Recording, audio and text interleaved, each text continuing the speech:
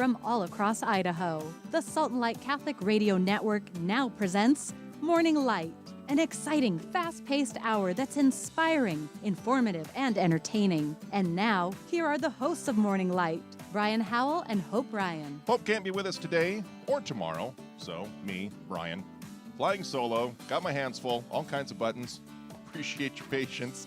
Hey, speaking of patience, a lot of heavy rain in most parts of the Treasure Valley.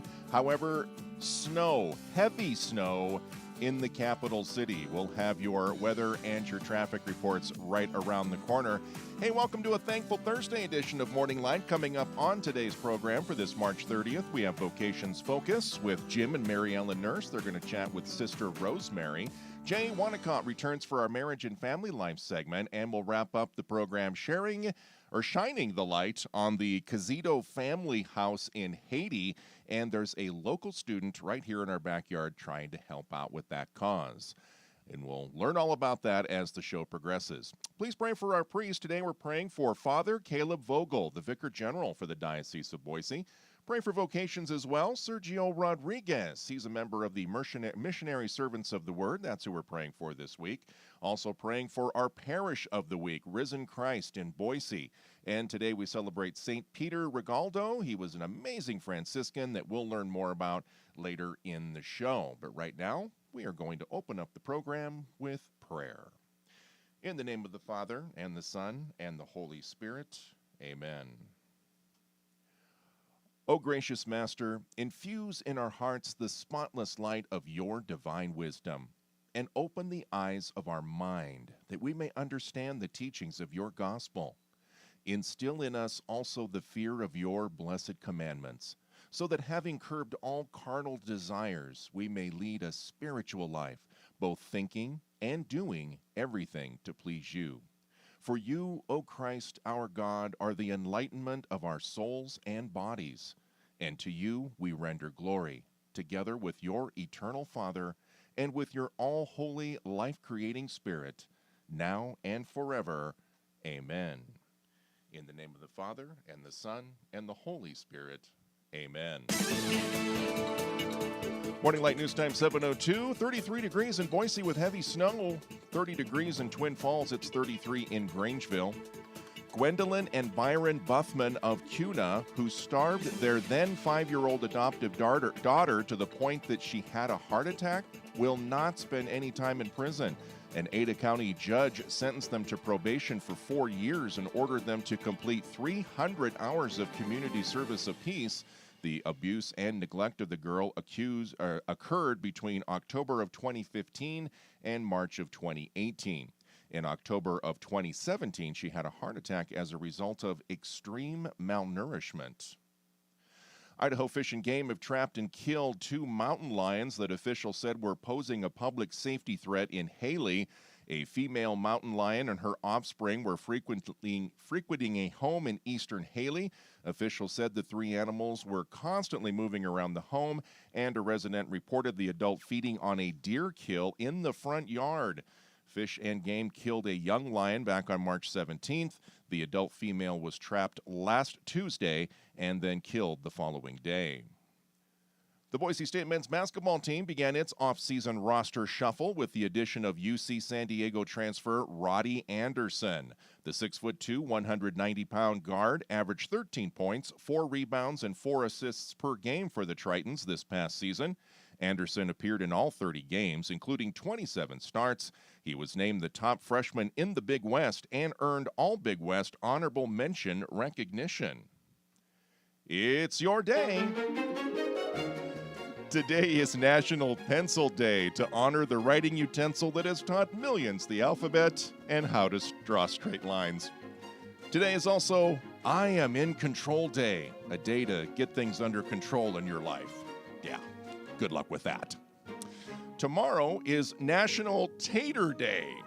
What's taters? What's taters, precious? Potatoes, boil them, mash them, stick them in a stew. Lovely big golden chips with a nice piece of fried fish.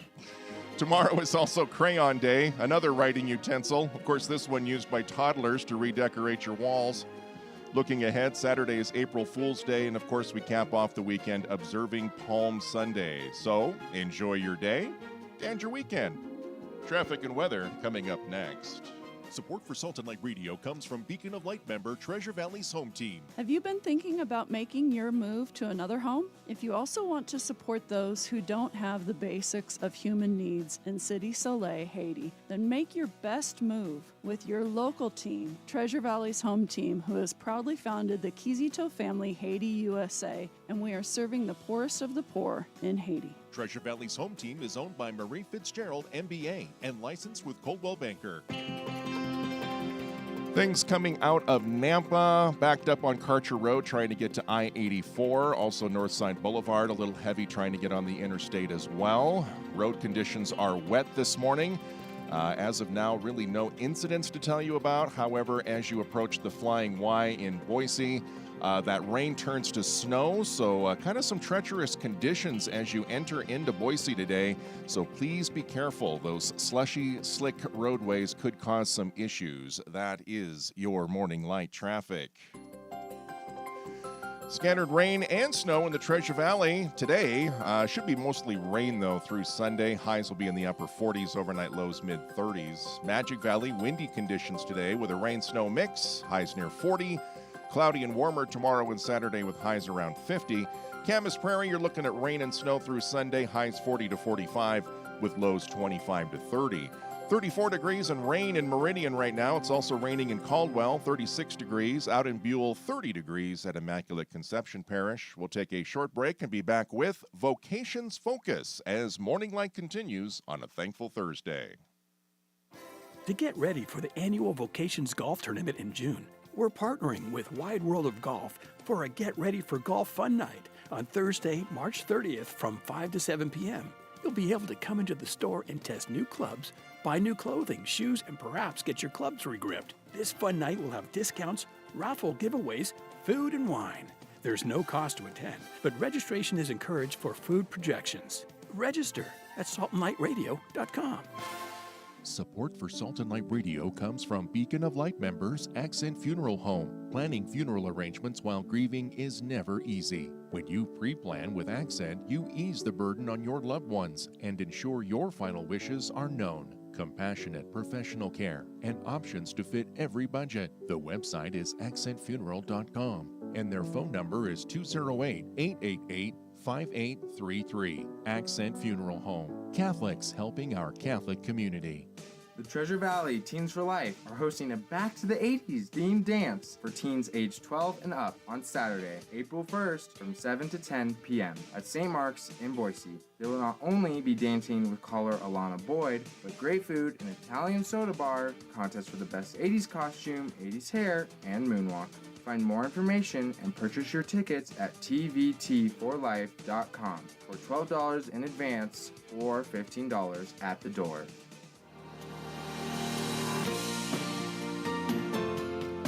Welcome to this edition of Vocations Focus on Morning Light.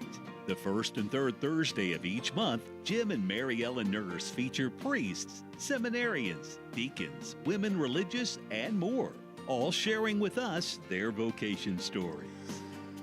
It is 9 minutes after the hour. Of course, this is a bonus edition of Vocations Focus. We love those months where we have 5 Thursdays and we can have Jim and Mary Ellen in the studio to interview some more interesting people throughout our diocese and beyond. And today on the phone, we have Sister Rosemary joining us. Good morning. Good morning. Good morning. Good morning, Sister Rosemary. Well, good morning. It's a great morning. Oh, it sure is here, too. Snow and rain. It's beautiful out there. Well, Sister I know, but we're bright and early and ready to serve the Lord. Oh, amen. Well, Sister Rosemary, many of our listeners, including Jim and me, aren't familiar with the Sisters of Mercy of the Americas. Please share with us about your order. For example, when and where did your order start? Well, my order started in Dublin, Ireland by Catherine Macaulay. Do you want me to tell you a little bit about her? Yes, please. Okay. She was, like I said, born in Dublin, Ireland, to a rather wealthy family, but her father used to take the children of the servants. They lived in a rather wealthy area, and he would do religious education for the children of the servants in the area, and Catherine went with him. But when she was about 5, he died, and then her mother and she had a brother and sister went to live with relatives, and the mother died soon too. And then when Catherine was, I think, around 20, that a couple that had been living in India came to live in Dublin, and she went to care for them. And she took care of them for 20 years, but also taught children and people, and went out and noticed all the needs that were around in Dublin. So when this couple died, they left her a couple $1 million. And in that day, that was a lot. Yeah. So she took it and built a beautiful building, and she had women come in, and she always went out. She always knew what was happening and all the needs that were around in Ireland at that time. And this building had housing in it for single women, and then they did the ironing for the wealthy people, and that was sort of the way they helped themselves and could support themselves too. And from this, she also had a chapel and the local police, not the police, the local priests said that they were living so much like religious that for them to continue, he strongly advised them. So she and 2 other women went to live with the Presentation Sisters. And one of the things that the sisters, there were 2 communities there. One of the things is that the people went to the sisters, to their schools, to their hospital. And Catherine started her community that we went out to the people. And so she stayed until she made vows, a year and a half, I think, at that time. And then they went back to, they called it Mercy Center then. And other women joined, and then the priest went to Rome, and it was accepted as Sisters of Mercy. And then because of her, I think because of the charism of going out to the people and helping them, a lot of women joined her. And so it wasn't even, I think, 3 or 4 years that she came to the United States and started a school and hospitals. Well, Sister, thank you very much. That's the way the Lord worked in her life, and that's the way it reached out to the communities. All right. But how are the Sisters of the Americas, how's your charism different than other religious orders like the Carmelites or the Franciscans? Well, I think that are going out to the people, but I know that they do too. And I think the schools that we have in the hospitals. But in this day and age, I think we're all trying to serve God's people wherever he calls us and where the needs are. Well, thank you, Sister. Do the Sisters of Mercy of Americas have a particular saint as a patron? Actually, we have Our Lady of Mercy, and it's Our Lady holding Jesus, and they're looking out towards us. Our college that we have in Omaha, Nebraska, in the chapel, there's a beautiful picture of Mary holding Jesus, and they're looking out into the community. And just inspires you to love the baby Jesus, but also he's there knowing that Our Lady and Jesus is always ready to help us. Well, for the people, you're located in Twin Falls, but that's correct. Please share with us about your ministry in southern Idaho. Well, I came to southern Idaho, which was to Buell, in about 1970. I had been teaching, my first degree was home economics. I had been teaching city girls 8 years in Kansas City and in Omaha. And I asked the sisters, I said, I want to work with the whole family. I want to be in the country. And I'm going to cut down my own Christmas tree. So at that time, I was also working on a master's in religious education in Seattle University. And Father here in Buell, Father McNeil, and we had a school in Buell already. And there were sisters there in a lovely convent. And I stopped by to see him and got to meet some of the community, and they agreed to my coming to Buell. And then shortly after that, the school closed. And so another sister and I, we remained there, and we worked in the community. And I did religious education in some of the parishes here. And then after, I've done a variety of things. That was 9 years. I also started a home for girls while I was there. That went for 10 years. And then the bishop asked Father Garatea, who was from Spain and was Spanish, to start the Our Lady of Guadalupe Church here in Twin Falls. And he asked me to go with him to help him do that, but I didn't have any Spanish. But he said, you can learn some. So I did go to Mexico and for 4 months, so I should have stayed longer. But he kept calling and saying I had to come because it was time to start. And at that time, we didn't know where we were going to be. So I came back, and I do have some Spanish. And I worked there, Our Lady of Guadalupe, for 12 years. And then during that time, in 86, there was an immigration program for special agricultural workers and those who had been in the United States since 1972. And we were a center for the Catholic Church as well as for immigration.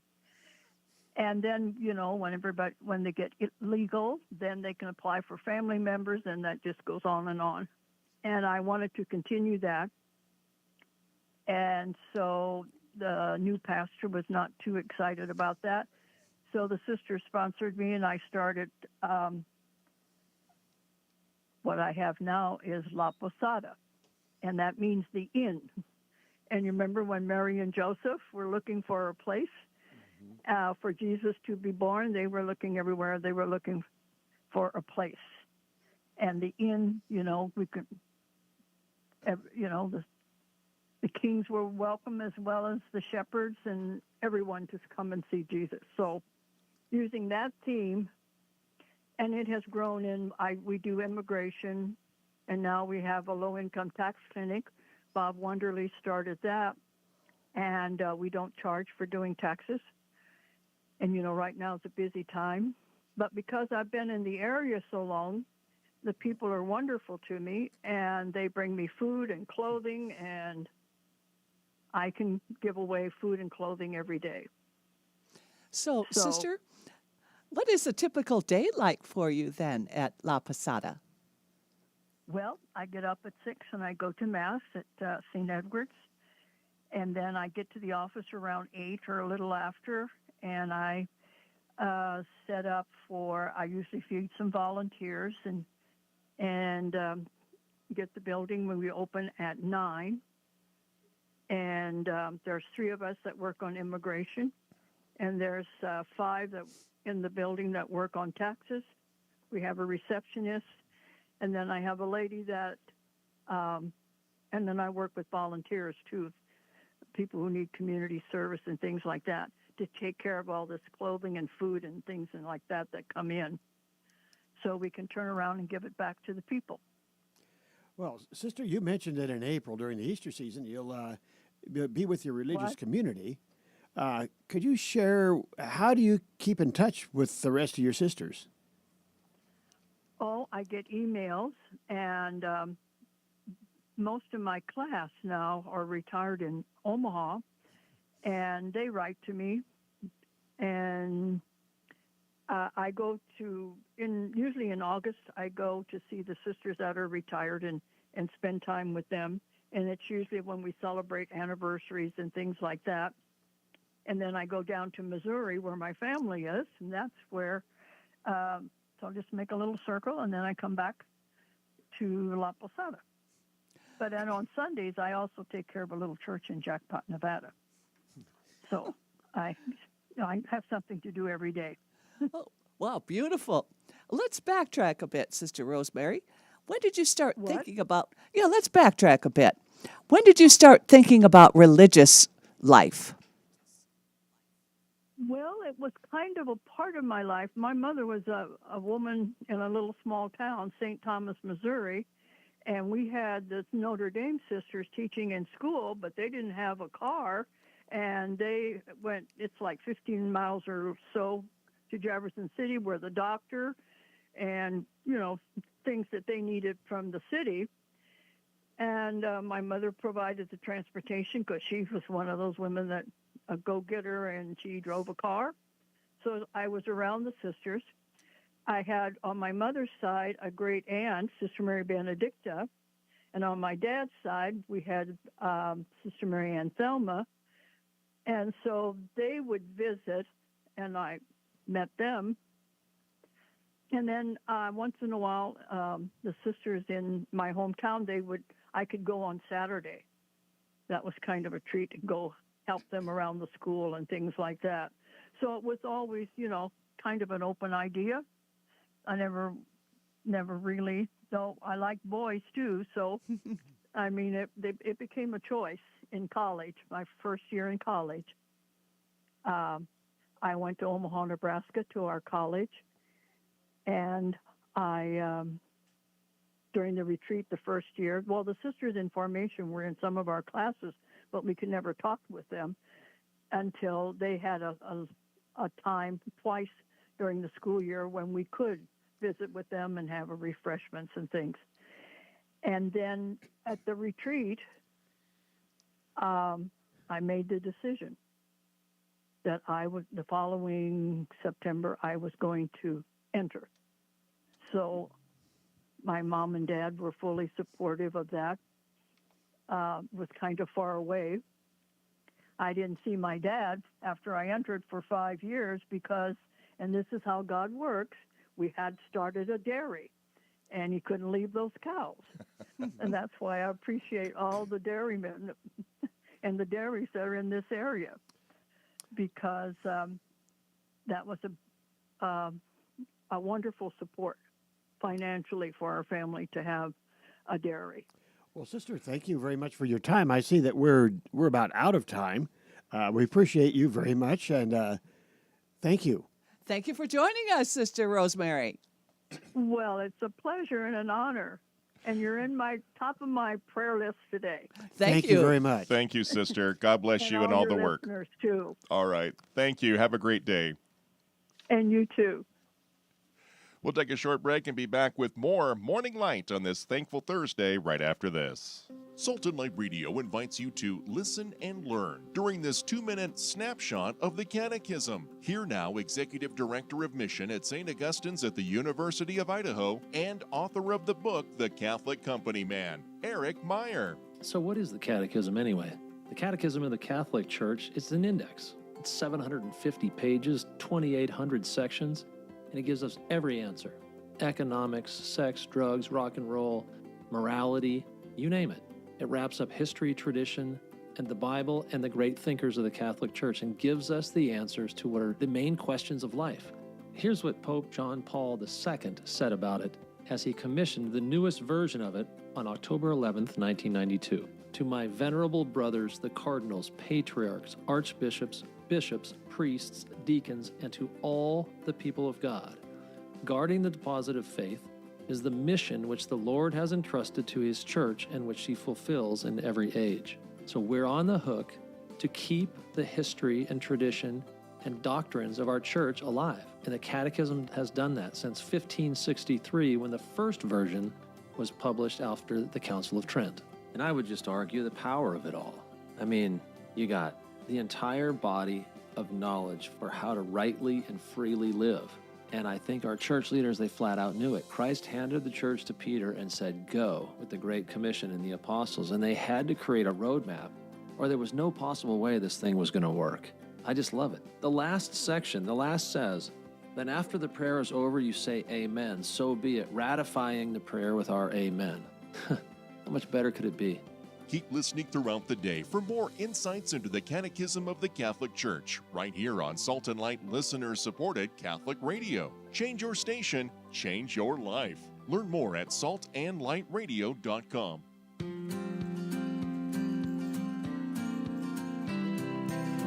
725 Morning Light continues across the Salt and Light Catholic Radio Network. Joining me now here in the St. Gabriel studio, Jay Wanacott, Director of Marriage and Family Life at the Diocese of Boise. And before we continue our series on the paragraphs in the Catechism pertaining to marriage, we have a lot of updates, some stuff going on in your office there at the Pastoral Center. Good morning, my friend. Oh, let's turn the right microphone on. I'm used to my co-host being here. No, there we are. There you are. Good morning. Let's Hello. try this again. Yeah, wonderful. Good to be here. Well, yeah, thank you. Good morning, Brian. And we always miss Hope when she's not here, but you're doing a great job. Oh, thank you. Yeah, I appreciate that. Well, yeah, a couple of quick updates. The last time, your last guest for the last Marriage and Family Life segment was John Edwards, and John was able to share about some men's ministry work he's going to be doing here in July. And so I hope guys will check that out. We had about 20 guys at the men's conference sign up to be part of this event. So I'm to shout out to all you guys too that now I have that up on our Eventbrite page through the diocese, so people can check that out. Go to the Diocese of Boise page, our homepage, scroll down to upcoming events, and you'll see the link there for John Edwards. He's going to be coming on July 28th through the 30th of this year, and we're going to be working on some men's leadership ministry opportunities. We're going to be doing that up at Camp JP2, and we're going to have kind of a rugged outdoor weekend with John.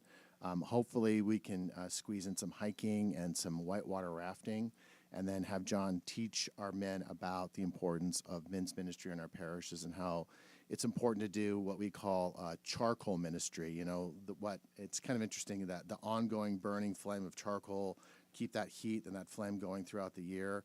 That's what men's ministry groups are about in parishes, that guys can connect with each other. Guys really have issues of loneliness. There's a lot of struggles for men. A lot of guys, particularly family men, you know, we do our jobs, we have our families, but we don't always do a great job of connecting with other men in our lives. And this is a great way to do that through a men's ministry. So John's going to come and share his expertise. John's an awesome guy. He's got a great story, a great conversion story of being a very difficult place and now a much better place, and trying to use his ministry. And that's the great thing about Jesus, right? When we get to know Jesus and we change our hearts, John changed his heart and now wants to do something good for the Lord. So really looking forward to having John here, and want to do a shout out on that. Is this like a rugged weekend in the fact that we have to bring our tents up there? I know there's some cabins up there at JP2, so I didn't know quite what accommodations and food would be like if someone was out there interested in going. Yeah, so we've got the cabin aspect. There's also an RV option. So if guys got an RV, there's a place to park an RV, and I can get information to you about that. And then we've got Bill and Mike up there who are going to do a great job of helping us with our food. So we're already talking about that. I think we're talking about like a barbecue too. Nice. So I think it'd be nice for those guys, and do campfire and have mass and do all those great things to connect as guys. So really a shout out to those who are interested in a men's leadership opportunity in your parish.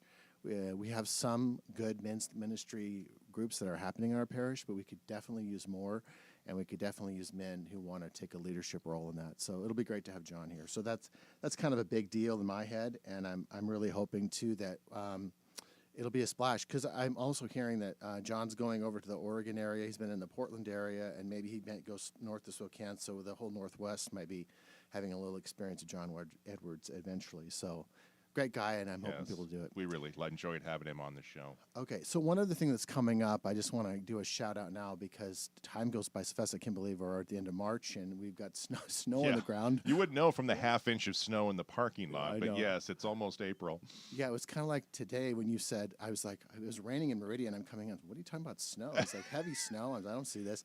And it was like going through the wardrobe at the Flying Y. I was like, oh my gosh, we're in Narnia now.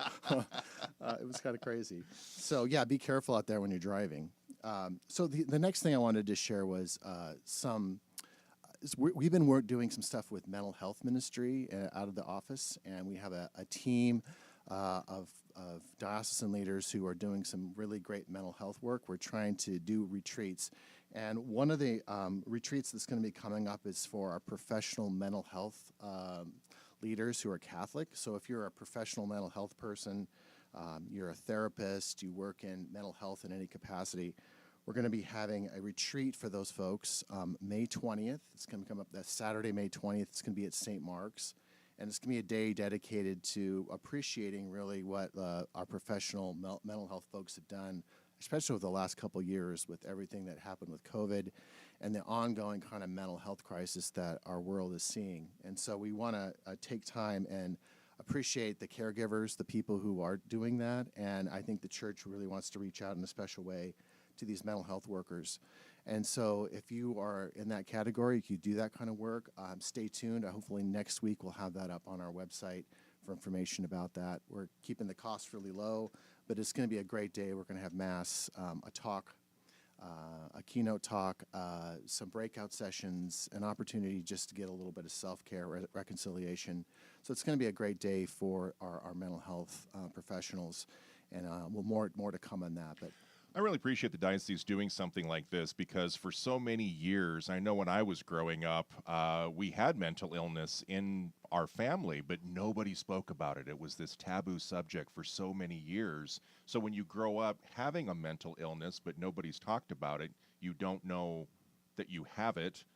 And then you kind of look back at your life and see this wake of destruction that you've left behind before you finally realize, I need to go see a professional. So I'm glad that Catholic professionals have an opportunity to be able to focus on this issue and bring it out into the light. The church definitely needs to be holistic. Yeah. So it's always body, mind, and spirit. Absolutely. And that mind part of it, the psyche of how we're wired. And there are people, I mean, there is mental illness, but there's also the question of mental health. And they kind of go hand in hand. There's a spectrum there of the dynamic and how well people are doing. But especially for our professionals, those mental health professionals, day in and day out, they are trying to help people with their mental health. And so we have to do something to also help their mental health, give them a chance to be able to recuperate in mind, body, and spirit. So important that is. Beautiful. So if people want to learn more about that, they can always call me at the office too. You can call me directly at 208-350-7535 if you are a mental health professional and want to learn more about that. And we will have more information about that on our website on upcoming events at catholic-idaho.org. All right. So are we ready to launch into the catechism here real quick? So Jay's been doing this series as we kind of pull apart these paragraphs that are in the Catechism of the Catholic Church pertaining to the sacrament of marriage. I'm not sure where we're at, where we left off last time. Yeah, it'll be hit and miss, but we'll get through it. And then people can just go back and listen to all of them in order, and they'll be able to catch it all. It's great. So, again, the Catechism of the Catholic Church, what a great resource we have in the church for our ability to come to learn our faith more deeply, to understand it. Where we was we talked about marriage in the order of creation, and so we start with that very beginning. God is the author of marriage. He's the author of that, and then he talks about the nature of how we were created, and we ended up at 1605, paragraph 1605, and at the end of that it talks about woman being made for man, the flesh of my flesh, the one like me, the creation of a helpmate. And then this idea leaves the idea that we have mutual help so that they were no longer two but one flesh. So that's where we kind of ended this sense of God created that. And then what's interesting is that in 1606, we lead right into kind of our historical experience of brokenness and sin, where it's called marriage under the regime of sin. So and John Paul II does a great job of talking about these. He talks about these original experiences of man and woman in the garden, where there was harmony, there was unity, there was transparency. When Adam looked at Eve, he saw the image of God, and when Eve looked at Adam, he saw the image of God, and there was a beauty there. But then we all know the story of the serpent in the garden, and there's a temptation, and humanity falls. And so that's where this aspect of where we end up in 1606 is where looking at the universal character of this. Oftentimes people said, I think it was G.K. Chesterton said, that original sin is the only doctrine of the church that can be basically proven by if you just look at a 2-year-old child. So it's the kind of the doctrine of the church where our selfishness, our brokenness is fairly self-evident in the fact that we are fallen creatures. And this has a universal character, is what 1606 is talking about, is that we experience evil all around us and within ourselves even. But 1607 wants to clarify that by saying, according to the faith, the disorder we notice so painfully does not stem from the nature of man and woman, nor from the nature of their relations, but from sin. And I think that's a really important point. It's oftentimes we think, and it's kind of how we part ways sometimes with our Protestant brothers and sisters about how we see the human person. So there's that song, "Broken." That's bent but not broken, and there's a song about that where it's a really Catholic song in the sense that each person's sort of bent, but we're not broken. We're not. The Catholic understanding of a person is that we're not utterly depraved. We're not evil in that sense. So we're good, but we're twisted or broken, and not broken, but twisted and bent. To the point where the Lord can continue to work on kind of reshaping us and remolding us. We're not a lost cause in that regard. And so that's the idea here, that this disorder isn't so much from our nature or from our relations from one another, but it's about the fact that sin does enter in. It says, as a break from God, the first sin had its first consequence, the rupture of the original communion between man and woman. So if they had initially saw each other with God's image, with that rupture comes this sort of breaking of the bending of that figure of the. It's not quite so clear anymore. It's harder to see. Things become a little more opaque, and it's difficult to see God sometimes imaging himself in that other person, especially when you're getting yelled at by your spouse or there's a problem or there's an issue. It's really difficult for us sometimes to see God in that other person. Yeah. Their relations were distorted by mutual recriminations. That means, it's the kind of, well, she did it, Lord. She put it in you put her in the garden with me. Why did you do that? It's her fault. It's a lot of finger pointing. Yeah. Their mutual attraction and the Creator's own gift changed into a relationship of domination and lust. So this idea of love, idea of mutuality, the idea of compatibility, unfortunately, because of sin, moved into that question of domination and lust.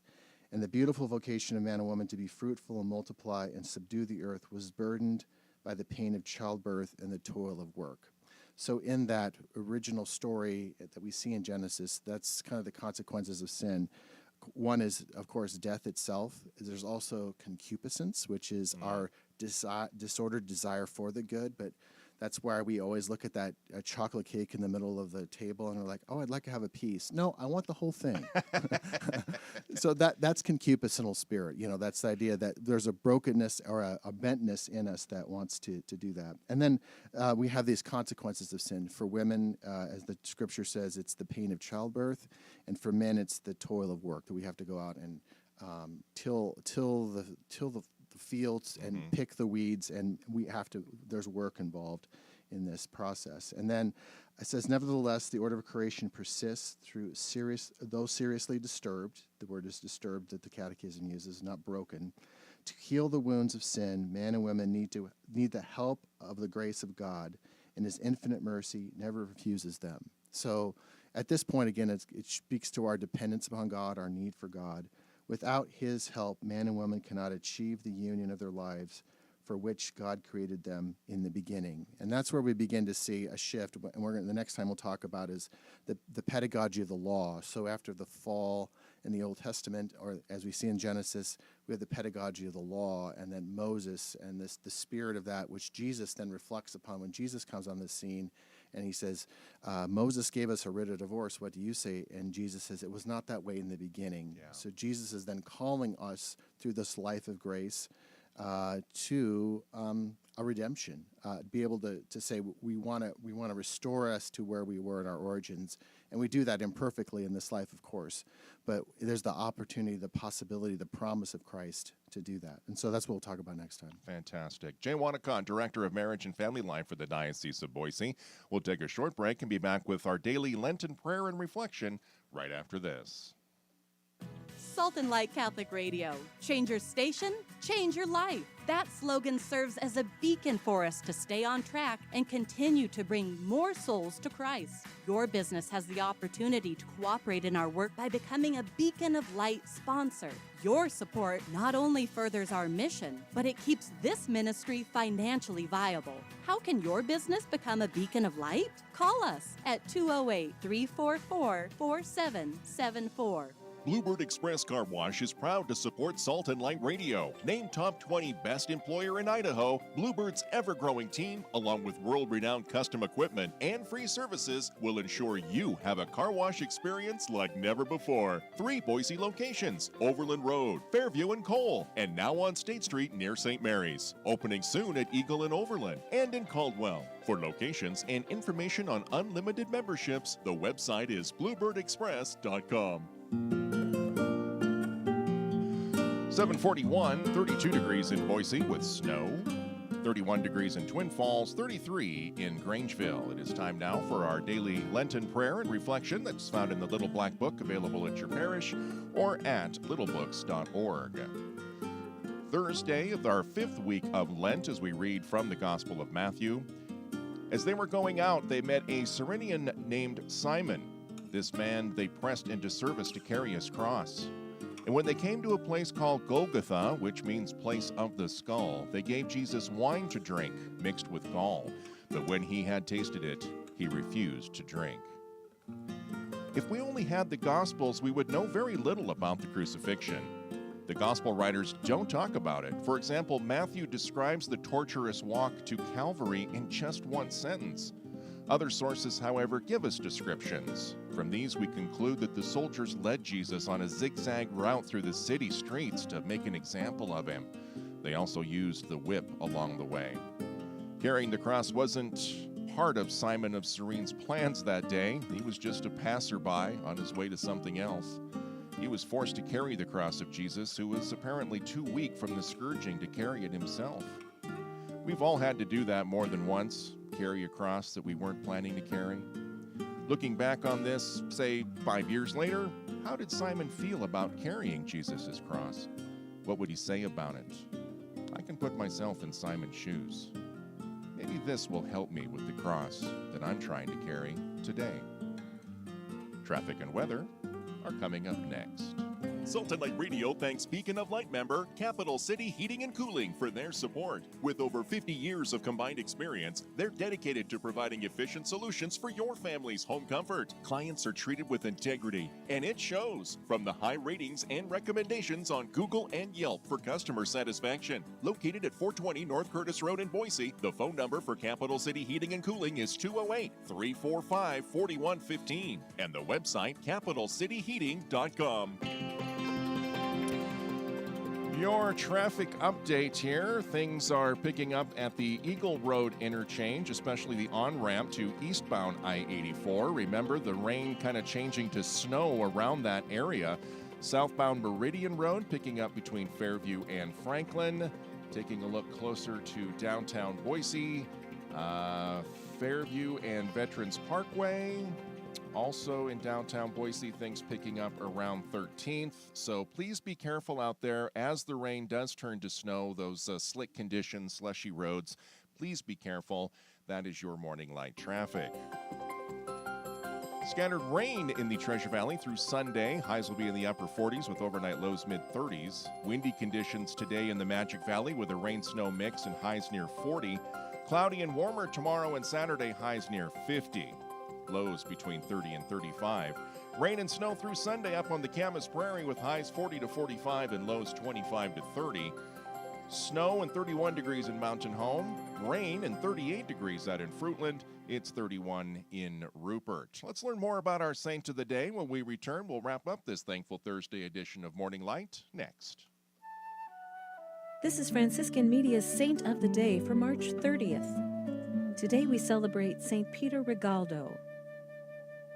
Every age has its reformer. Peter Rigaldo was just that, among 15th century conventual Franciscans. His goals for that group were greater poverty and more penance. While Peter led the charge for a return to a more primitive observance of the rule of St. Francis, change was swirling all around Europe. France and England were fighting the 100 Years' War. The Byzantine Empire was about to be wiped out by the loss of Constantinople to the Turks. Columbus would soon arrive in the New World. Peter was appointed head of all the Spanish Franciscans in his reform group. He knew how to lead best by example. He had a special love for the poor and the sick. Miraculous stories were told about his charity to the poor. It is said that the bread never seemed to run out as long as Peter had hungry people to feed. Throughout most of his life, he himself went hungry, eating only bread and water for long periods. Peter was an ascetic and a contemplative who was so in love with the Franciscan ideals that he wished to see them lived out as purely as possible. He died in 1456 and was canonized in 1746. There's more about the saints along with inspiration and Catholic resources at our website, saintoftheday.org. From Franciscan Media, this has been Saint of the Day.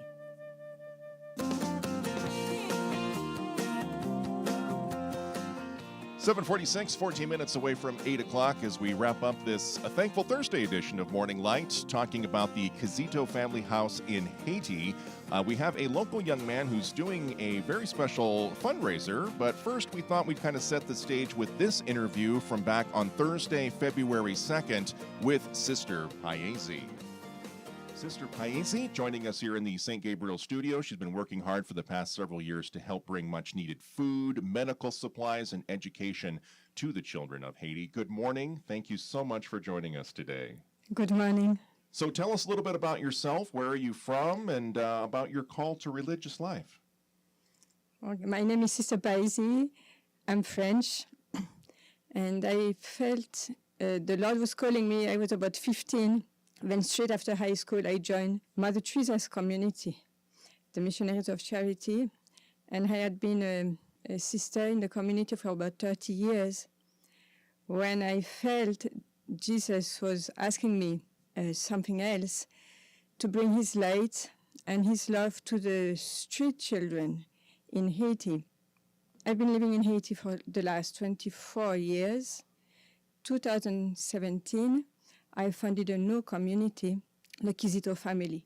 So the Quezito family is the religious order as well as the... Yes. Oh, okay. It's the name of the community in Haiti. And there is an organization that was set up here in the U.S. to support our work in Haiti. And both have the same name, Quezito family. Okay. Yeah.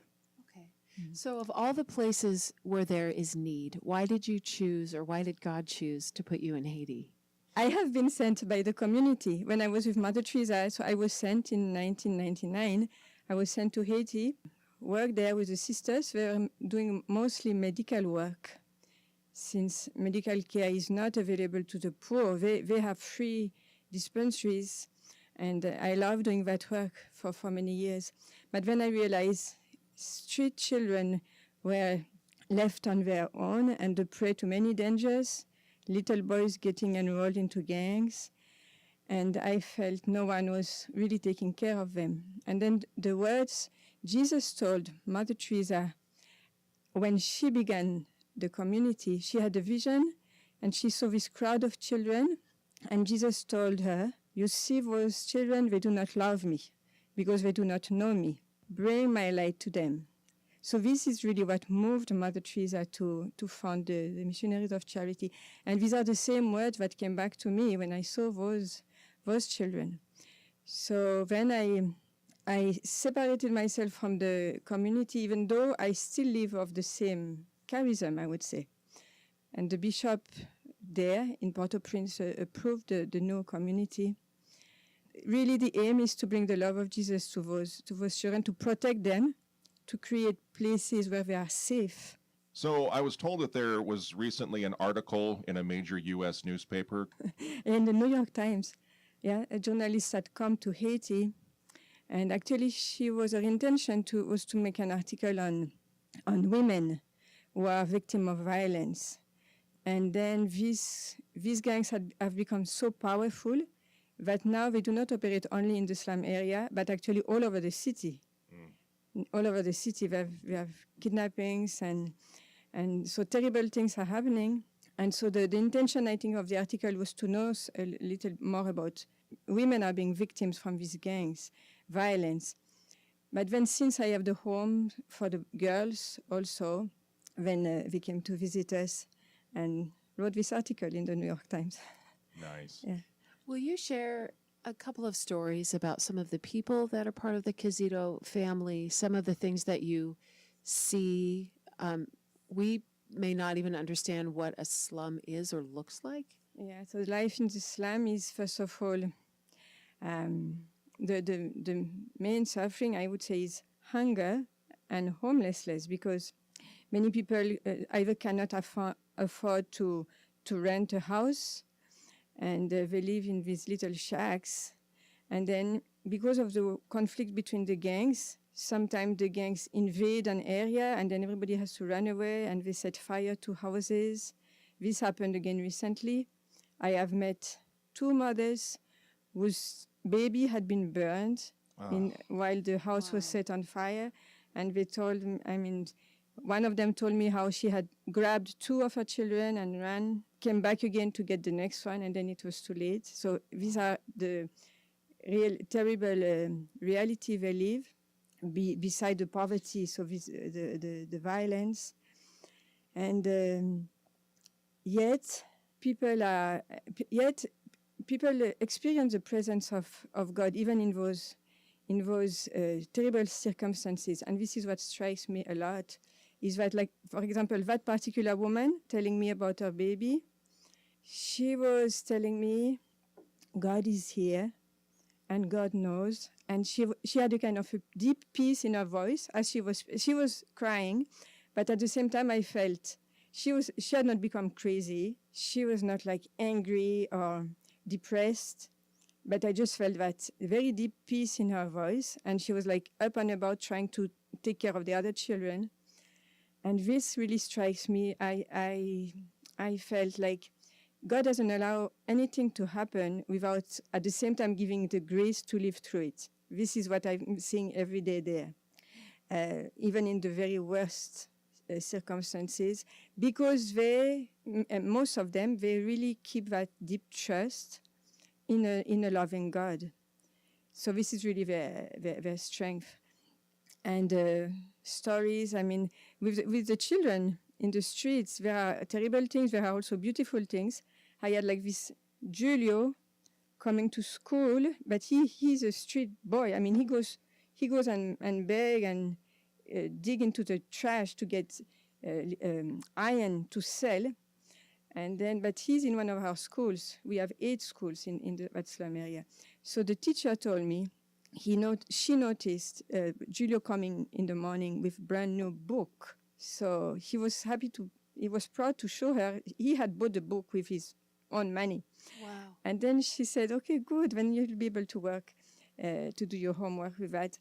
And then the next day, she sees him coming with another book, and he's handing it over to a child in the classroom. And he kept doing that for a couple of days. So actually he spotted in the class who didn't have a book, and he was buying books for everybody in the class with his own work. He was 8 years old. That's incredible. So, yeah, beautiful. Still sharing in that difficult circumstances. Mm-hmm. And then just the other day, Rosalind, as a young mother, she came knocking at the door one night. It was already night. She was with 4 little children. So this is also to give you an idea of what is happening. She had been selling in the market, a little business, and she left the 4 children at home.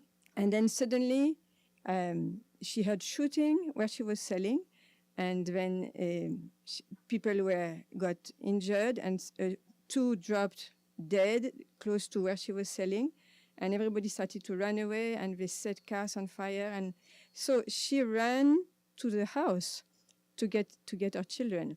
But as she was running towards her house, she was met with a crowd running in the opposite direction. And everybody was telling her, don't go that way, like the gang was, invading that area. And when she said, but my children are at home.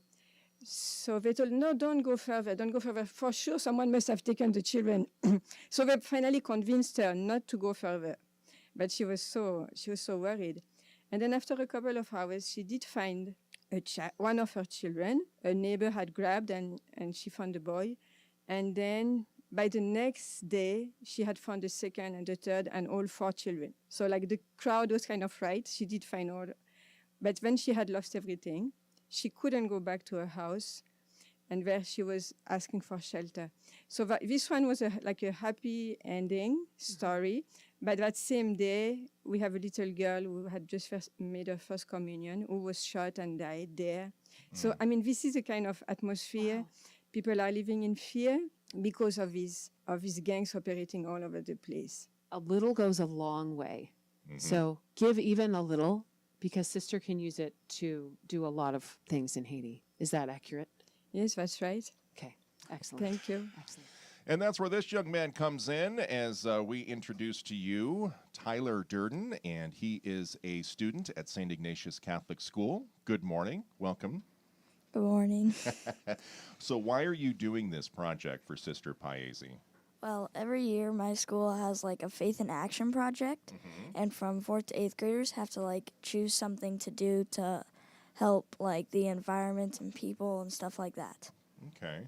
So why did you pick this particular charity or organization? Well, my mom was my mom was looking at a few charities that look cool, and I chose the Kizito family because they look like the most in need and the most need of help. Okay. So what exactly is the project? How are you raising the money, the funds to send to Kizito House? Well, every day after school I was going out to my car and selling pillowcases for them. And so far he's raised $270. Wow. And that's a lot of pillowcases. yeah. How many have you sold so far? Well, we've sold 45 pillowcases. Wow. Now, who's making these pillowcases? What makes them so special? Well, they're prayer pillowcases, so they have saints on them, and they have like a prayer next to them that you can read every night before you go to bed. Can I pick the saint that I want, or are there just a few to choose from? Well, there are a bunch of saints, but there might be some saints that we don't have. But we have a lot of pillowcases. Wow. That's a lot of money so far, $270. How much longer are you going to be able to sell the pillowcases? We're going to be selling them for 2 weeks. 2 more weeks left? 2 more weeks. Okay. Now, how does one go about getting one of these pillowcases to help you out? Well, tomorrow we're having my school's having a Faith in Action fair. Okay. You could buy a pillowcase there, or you could go online and get. So, Nicole, Tyler's mom, is here in the studio with us as well. So, kind of walk us through the website and the email address if somebody wants to buy one of these prayer pillowcases. What a great opportunity. Yes, that's right. So you can go to prayerpillowcases.com, prayerpillowcases.com, and Tyler has a special code to put in where he actually gets 25% of the funds for every pillowcase bought under his code. The code is DKF836. We've also had that published in a couple of different bulletins, also in the Catholic Register. The code again is DKF836. You can also contact us personally, and Tyler does home deliveries in certain circumstances. His email is tiesproject2023@gmail.com, or you can shoot me a text at 208-608-0361. All right. Fantastic. Well, thank you both for coming in, and best of luck on your project. That is an awesome organization to be able to help out. So God bless you in helping out with this prayer pillowcase project. Say that 5 times really fast. No, don't. Thanks for coming in, Tyler. Thank you, Nicole. That is going to wrap up our Thankful Thursday edition of Morning Light. Later today, you can go to saltandlightradio.com, click the Morning Light page, hit podcast if you missed any of today's segments or previous programs. Remember to watch the show live on YouTube. You can follow us as well on Facebook and Instagram. Questions, comments, prayer intentions, you can email us morninglight@saltandlightradio.com. Thanks to our guests today, Jim and Mary Ellen Nurse, Sister Rosemary, Jay Wanacott, and Tyler Durden. Tomorrow, we'll talk with our friends from the Society of St. Vincent de Paul. We'll also have Dan Long and Mark Buchanan in studio talking about the upcoming Good Friday Crosswalk. And we'll wrap everything up with Busy Shore and another edition of Priscilla's Porch. So join us tomorrow. Join me tomorrow. There's no us. I don't have a mouse in my pocket or anything. 7 o'clock tomorrow for a Faithful Friday edition of Morning Light. St. Maximilian Kolbe, pray for us. Stay safe out there.